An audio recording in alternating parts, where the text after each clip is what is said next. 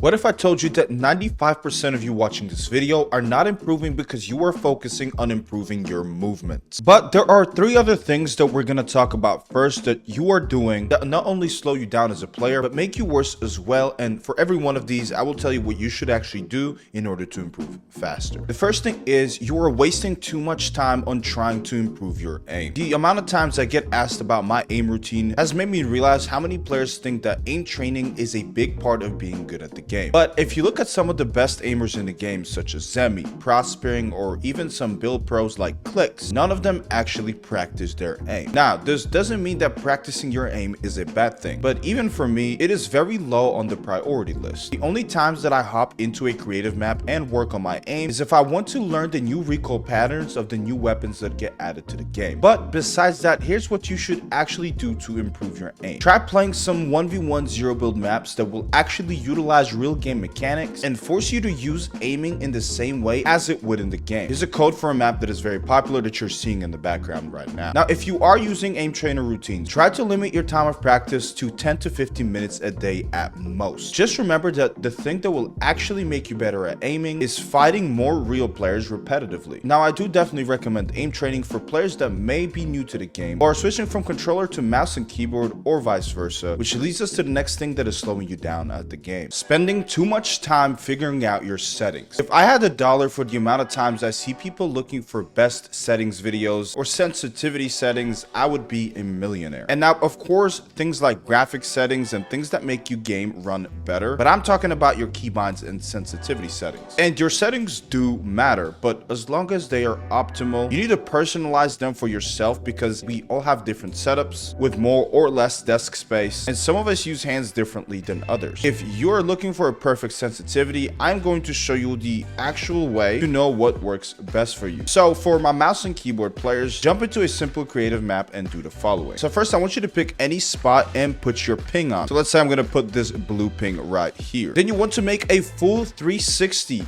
until you are on that spot, and your starting point should be where you would usually start with your mouse on your desk. So I'm going to go to my right.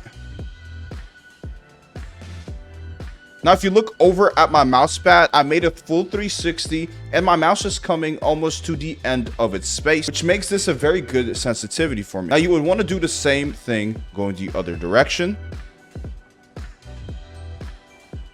And as you can see, it comes pretty close to my keyboard. But again, I had enough space to move my entire mouse across, so this makes it a perfect sensitivity personally for me. But let's say you have a much larger desk. And let's say if you made a full 360 and your mouse still had a bunch of space, as you can see over here, then I would lower my sensitivity so I can really utilize that extra desk space, because the lower your sensitivity is, the more you are going to see accuracy. But let's say you didn't make it to the marker and you're right here, and you're all the way at the end of your setup. This is where you would need to increase your sensitivity so that way you can actually make it to that marker without having to pick up your mouse and re-drag again. Those are extra movements that you don't really want to be doing when you're playing the game. And I forgot to mention that going side to side is your X sensitivity and going up and down is your Y sensitivity. So what we just talked about is your X sensitivity that you would want to mess around with. And for your Y, what I personally like to do is match it exactly to my X, because in my case, I have a very similar amount of space going up and down as I do side to side. And if you have more space going up, I would still just match it on your X sensitivity because you don't want it to feel funky when you're moving directions. But if you do have less space going up and down, then try to add about 0.5 or 0.7% to your Y sensitivity so that when you do have to track maybe diagonally or track downwards,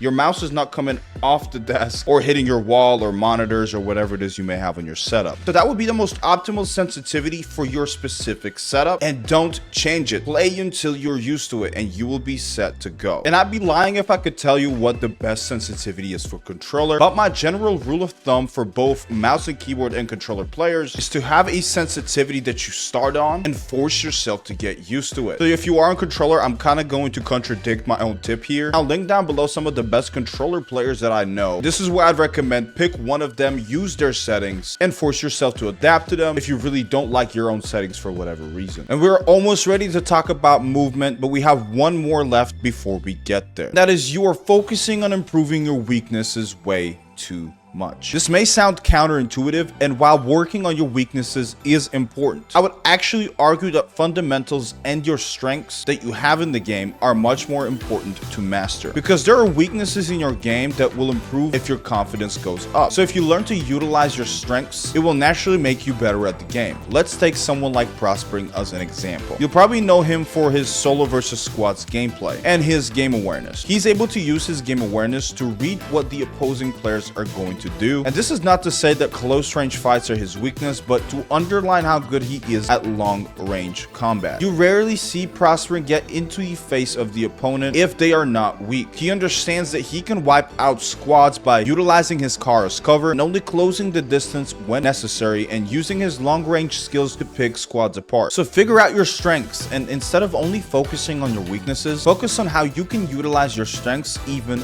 more. Don't stop working on your weaknesses, just make sure it's not the only thing you're focusing on. And now finally, let's talk about the elephant in the room and discuss why working on your movement is slowing you down significantly. But really quick, if you guys want to support me by using code Kaviner in the Fortnite item shop, that'd be greatly appreciated. Let's continue with the video. You probably watch some of your favorite streamers and see them having insane movement with the blade, and it looks flashy, so naturally you try to replicate it and implement it into your own game. But the issue is, in the process, you are developing terrible habits. For example, you spam your blade because you want to be unhittable, but you drain your entire stamina and put yourself in a position where you're sitting like a duck and your opponent has free shots on you. Or you are bunny hopping into your opponent's face and then you get deleted because you were not as hard to hit as you may have pictured in your head. Because the truth is, players with good movement are good at using it at the right time, and you are thinking about movement entirely wrong. So let me dig deep on this one and show you the proper way to improve your movement. So the first thing is going to be the art of right peaks. You've probably heard this so many times, but what you don't realize is the flashy movement is so good because these players are good at using it to position themselves on right peaks. So let's say I have this blade and I want to kill this player right here. To you, it may look like these players are just constantly spamming their movement, constantly moving around this player, trying to eliminate him, and mindlessly being hard to hit. But the thing is, if I run at this player like this,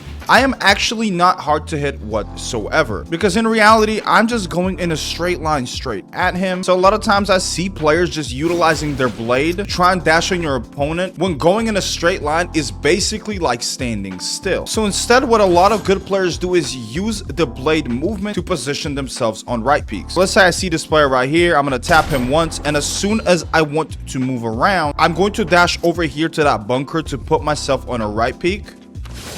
And as I'm doing so, I'll be right peeking this bunker. Me standing right here on this right peak and this player being over here, they basically cannot see me. Right peaks are the best part of movement. So all I have to do is dash one time, shoot as I'm dashing, and now if I'm able to make the player weak, then I can go ahead and dash right out on him and finish up the fight. And the most important thing about blade movement is actually conserving your stamina. So if I'm in a close range fight against this player over here, a lot of times players think that spamming your sword like this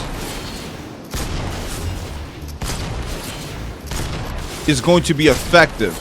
But look at me now, I am stuck and I can't dash. This could mean I am a free pick to this player or a potential third party coming in. Instead, kind of like we talked about earlier, every time I dash, I'm trying to avoid this player. So let's say he's coming right at me, get away, and then focus on shooting him. He comes at me again, get away, focus on shooting him. He comes at me again, get away, and focus on shooting him. So I'm more so focusing on the movement of my opponent and moving in a direction that will put me away from him in a good distance to peek him and get some good damage in. Now, part of mastering the blade is knowing that you can actually dash in different directions. You can go forward, you can also go backwards, you can go to the side, and obviously go to the other side. And now when you're jumping around, a lot of times it's enough to simply just jump up like this.